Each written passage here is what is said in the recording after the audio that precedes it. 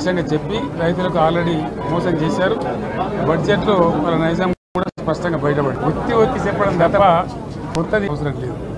అదేవిధంగా మత్స్యకారులకు ఆ భరోసా లేదు, ఎవరికి కూడా చెప్పుకోదగ్గ భరోసా లేదు.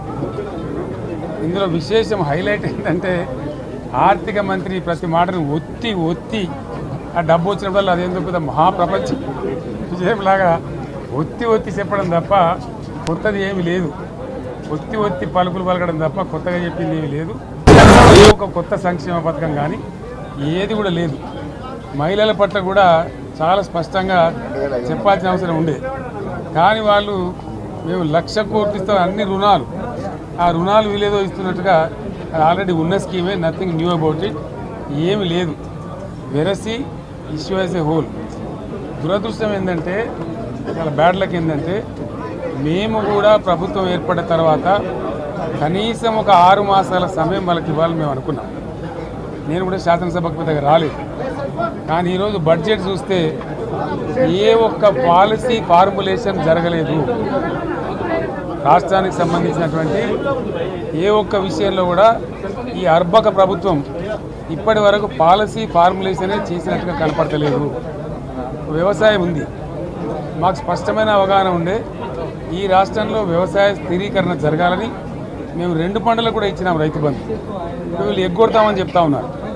మేమేదో రైతులకు ఇచ్చిన డబ్బును దాన్ని పాడు చేసినాము, చెడగొట్టినాము, దుర్వినియోగం చేసామన్న పద్ధతిలో దురదృష్టకరమైన వ్యాఖ్యలు చేస్తూ ఉన్నారు. అంటే ఇది పూర్తిగా రైతు శత్రు ప్రభుత్వం అనేది తెలుస్తూ ఉంది. ధాన్యం కొనుగోలు చేయలేదు, విద్యుత్ సరఫరా చేయడం లేదు, నీళ్లు సరఫరా చేయడం లేదు, చాలా ఇబ్బందులు పెడతా ఉన్నారు. ఇంకా రైతు భరోసా, రైతు బంధు గురించి ఇంకా ప్రస్తావనే లేదు. ఎప్పుడేస్తారని మా ఎమ్మెల్యేలు అడిస్తే కూడా కనీసం సమాధానం చెప్తలేరు. కాబట్టి రైతులను వంచింది ప్రభుత్వం, వృత్తి కార్మికులను వంచింది. ఒక్క పాలసీ, ఇండస్ట్రియల్ పాలసీ ఏమిటి? ఏమి లేదు. బట్టి గ్యాస్ ట్రాష్ పంచరంగం ఈస్మాన్ కలర్ లాగా చెప్పడం తప్ప, స్టోరీ టెల్లింగ్ లాగా ఉన్నది తప్ప బడ్జెట్ చెప్పినట్టు లేదు.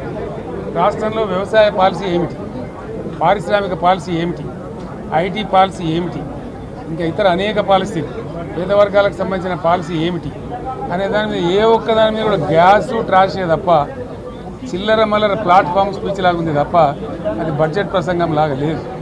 రాజకీయ సభలలో చెప్పినట్టుంది తప్ప ఏ ఒక్క పాలసీని కూడా నిర్దిష్టంగా ఈ పనిని మేము ఎట్లా సాధిస్తాం, మా గోల్స్ ఇవి, మా టార్గెట్స్ ఇవి అనే పద్ధతి కానీ పద్దు కానీ లేదు.